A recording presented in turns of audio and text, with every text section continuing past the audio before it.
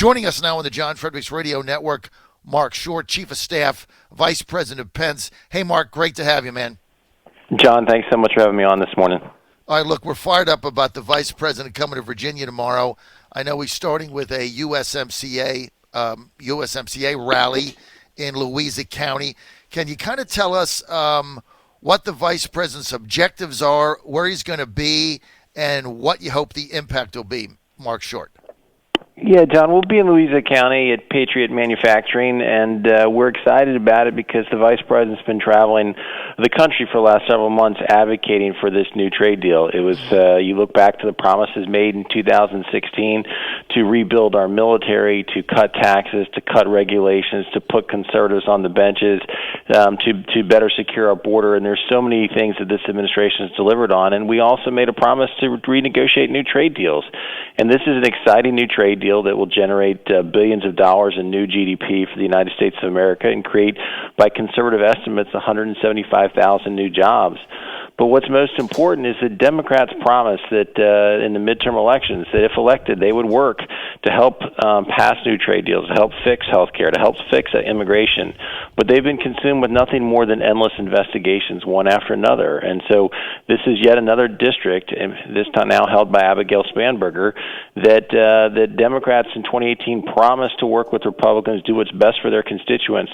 But all we've seen are votes for impeachment or votes for additional investigations, yet no votes to actually do things that benefit their constituents. And so we're trying to highlight once again in her district that this is an opportunity to do something that would benefit not just her district but the whole country. Unfortunately, it seems like Democrats continue to remain focused on endless investigations. Well, listen, Marc Short, let's just get to Virginia because the president's coming to Virginia. He's coming to the 7th District. Abigail Spanberger is there. He is also coming to the 2nd District, Virginia Beach, for the Get Out the Vote rally. Elaine Luria, here's two candidates who ran as moderates who said, look, elect me. We're going to work with the president. We're going to work to help our constituents. We're going to be sure that we're not caught up in the partisan politics. I mean, that was their whole pitch when they ran. Now, USMCA, as you said, it's thousands of jobs, Marc, in Virginia. Thousands of opportunities for people across Virginia, not only in the 2nd District with farmers and the 7th, but also the 5th and the 6th. I mean, we are talking about thousands of good-paying jobs being scrapped now because they won't even bring the bill to the floor. What's the deal? You're exactly right, John. There's manufacturing across the state that would benefit from this, but even though our USMCA events in the 7th District, as you said, in the 2nd District, so much of what Virginia produces is exported through the ports of Tidewater. And right. So passing a new trade deal would be significantly beneficial to the economy in Hampton Roads.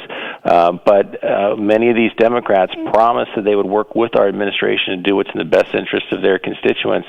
And as you've heard, there's been more subpoenas issued than bills passed, and that's even a misleading stat because most of the bills passed have been renaming post offices. They've not been anything substantial to benefit the American people. You look at the first 2 years of this administration, passing the largest tax cut in American history, passing dozens of anti-regulation laws, confirming 2 Supreme Court justices, confirming more federal judges than any 2 years in a presidential history. And yet, the last year and a half, or last year, ever since Democrats took control of the House, everything's been stymied in Washington, and there's been nothing but endless investigations that don't benefit the people of Hampton Roads or the benefit of the people of the 7th District of Virginia. Well, look, they've done nothing at all to help Virginians get anything done, and yet that's what they ran on. And look, I mean, both Elaine Luria and Abigail Spanberger, 2nd, 7th District in Virginia, Marc, they're going to have to go to their constituents in 2020 in that campaign, and they're going to have to explain what they did. And right now, it's not a lot. It's nothing, actually, zero. You're on the John Fredericks Radio Network, Trucking the Truth Across America. We're live Washington, D.C., in Steve Bannon's War Room with us, Marc Short. He's the Chief of Staff of Vice President Mike Pence. Marc, tell us a little bit about your Get Out the Vote rally in Virginia Beach, 2 p.m., I understand, on Saturday, right? That is exactly right. We look forward to being down in Tidewater again. You know, Virginia was a state that that the Trump campaign remains very interested in trying to win in 2020. We still believe it's a swing state, and certainly in Tidewater, as you say, it's an area that has been traditionally more Republican, and it's going to be a key to the General Assembly races. It's important to hold on to the State House and the State Senate in Virginia, and there's many battleground districts. It'll be state districts that cross over lines there in the Tidewater area, so we're hoping as many people as possible can come out and hear the Vice President's words of encouragement on Saturday.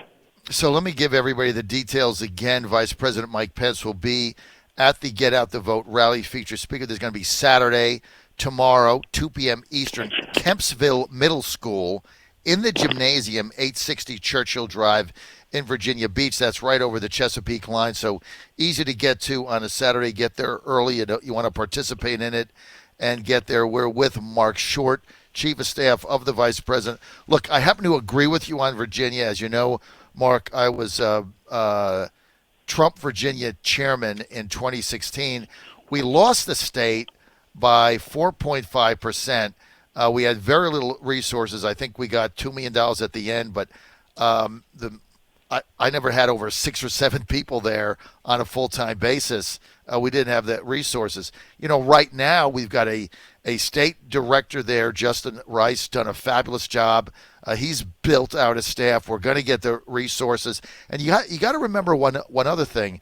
In 2016, we had to fight Terry McAuliffe, who was the governor, who was also the chairman of the Clinton campaign, spent an inordinate amount of time here. We had to fight Tim Kaine, who was the senator running for vice president from Virginia. We had all those odds stacked against us, and the state ended up being competitive at the end. Can Trump-Pence win Virginia in 2020? John, we absolutely can. I think that I'm a lifelong Virginian, born and raised down at Virginia Beach, and went to college here in the state. And I think that absolutely Virginia's in play. I think you look at the number of jobs that have been created in Virginia. I think you look at what this president has done to rebuild our armed services.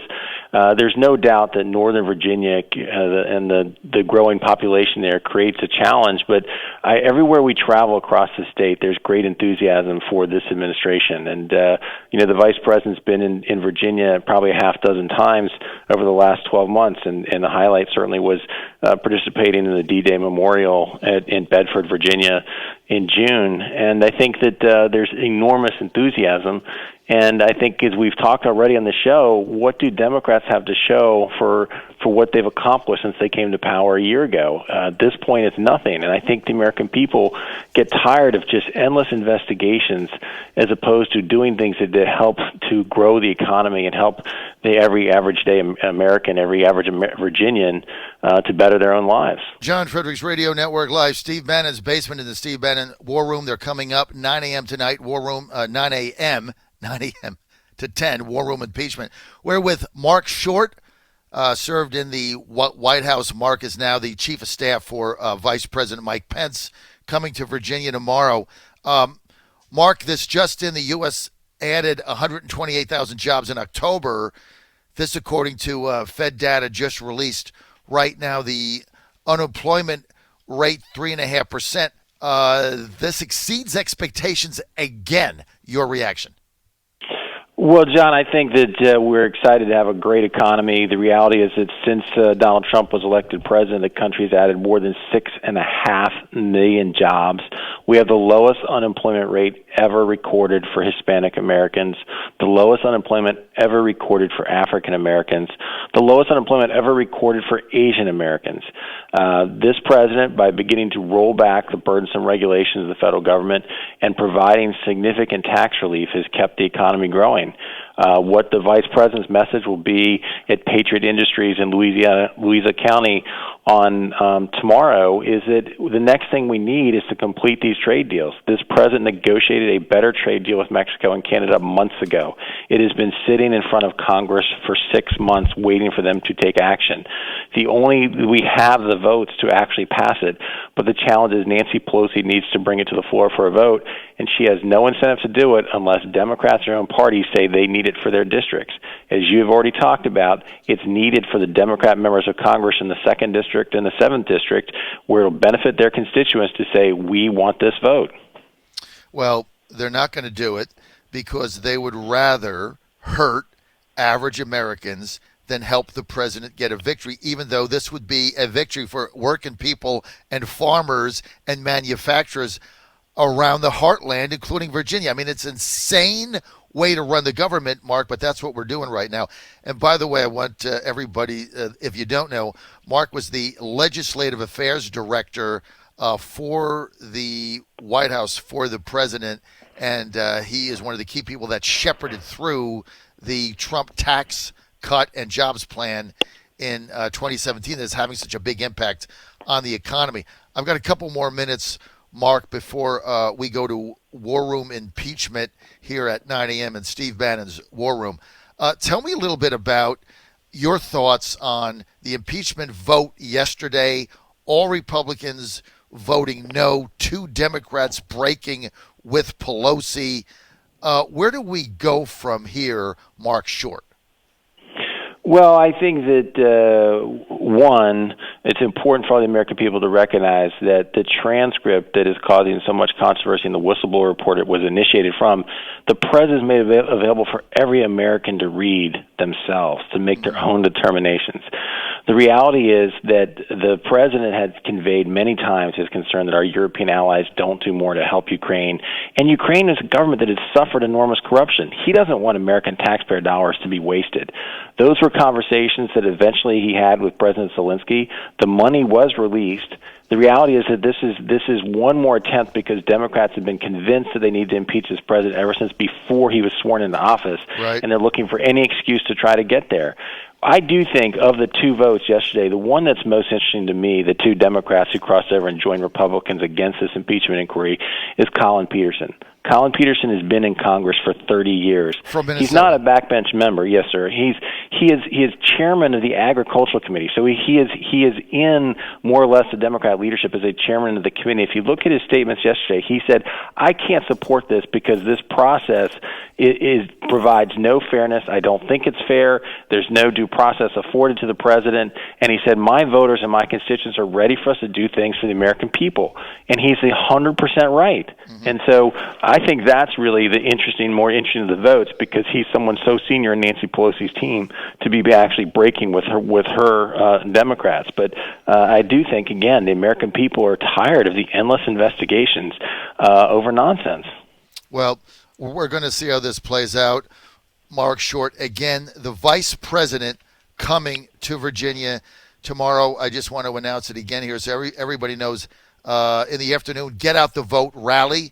This is tomorrow at Kempsville Middle School Gymnasium. Of course, we will be there, 860 Churchill Drive in Virginia Beach. The vice president also going to Louisa County for a USMCA rally there at Patriot Industries, is it, Mark?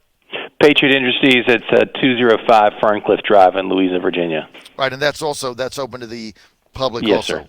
Right, Mark. And then this evening, I just got to throw in a shout-out for our Trump Victory Party tonight. That'll be at Virginia Beach, Party of Virginia Beach Headquarters, 2955 Virginia Beach Boulevard in Virginia Beach. Refreshments there, 7:30 p.m. 2 main speakers, former Congressman Scott Taylor, running for U.S. Senate for the Republican nomination in Virginia, and yours truly, John Fredericks, will be there. Chairman, Trump Campaign, Virginia 2016, and so we're looking forward to that. Mark, I want to thank you for your time today. We will see you tomorrow, and good luck with your trip with the Vice President, and I'll see you in Virginia Beach tomorrow at Kempsville Middle School. Thank you, Mark. Great, John. Look forward to seeing you tomorrow. Thanks so much.